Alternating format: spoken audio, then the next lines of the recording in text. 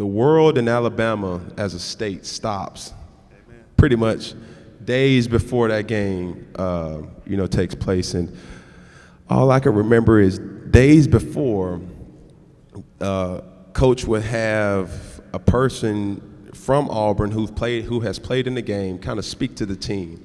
And one of the players had said, he said, for you guys that are, out of state, you guys are from Auburn this week. This whole week you from Auburn. And, I played in a whole bunch of different games. I was affiliated with the Georgia-Florida game, Florida State, Florida-Miami, and other schools like that. And, I was like, man, rivalry. It is what it is. You know what I'm saying? So as the hype kind of, built up, I realized that morning that it wasn't just a regular game. You realize going to a stadium, you get certain vibes and a different energy set.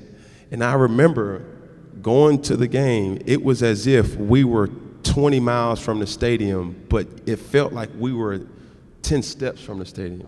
From how many fans and people that were already there kind of tailgating and things of that sort. So I began to get excited. I was like, oh my God, I've never seen this a day of my life. A couple explicit words here and there from different people too, but it was exciting just to be affiliated with it. And I knew something was up, being that every game, no matter home or away, we still have Tiger Walk. And somebody had mentioned and said, we're not having Tiger Walk today. So I'm like, oh man, that's crazy. Why not?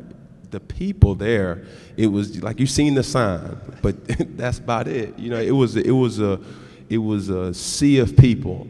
And when we got off the bus headed to the game, it was, I don't know, it was something that was destined for us to play. We have faced adversity all year with those early games, coming back from 14-point deficits, 17-point deficits.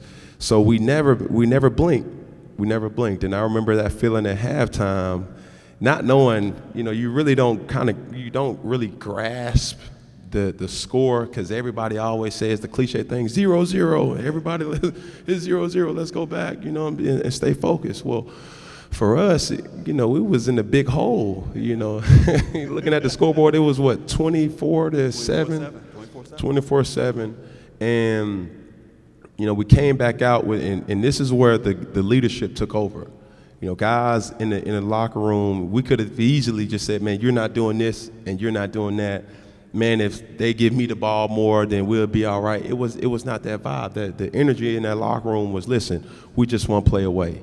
We were one play away. We had the defense step up and make some big plays for us, timely plays, big plays coming from the offense, and we just all, as we start moving the ball, we start getting more and more confidence. And we were going up against a team that had the likings of Julio Jones, Mark Ingram.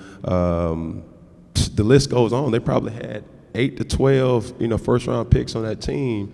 And, we were a perfect example of it's not necessarily the team, but the belief in the team and each other, will win the game each and every time. So it was also another thing that was kind of profound in that game. The game started, it was like an overcast game. It was gray, real gray.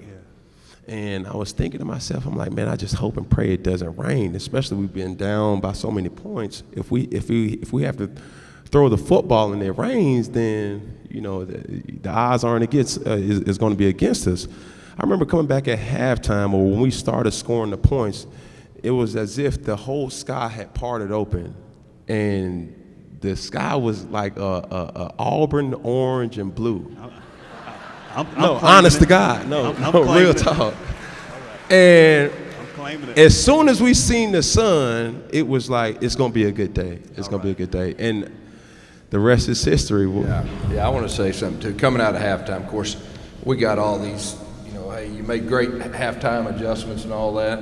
Cam was the one making adjustments. He was challenging each guy. I mean, and we let him do it. And we took away our normal time, and he threw a touchdown, I guess, on the first drive of the third quarter. Came back and looked me in the eye and said, we're going to beat him now. Yeah.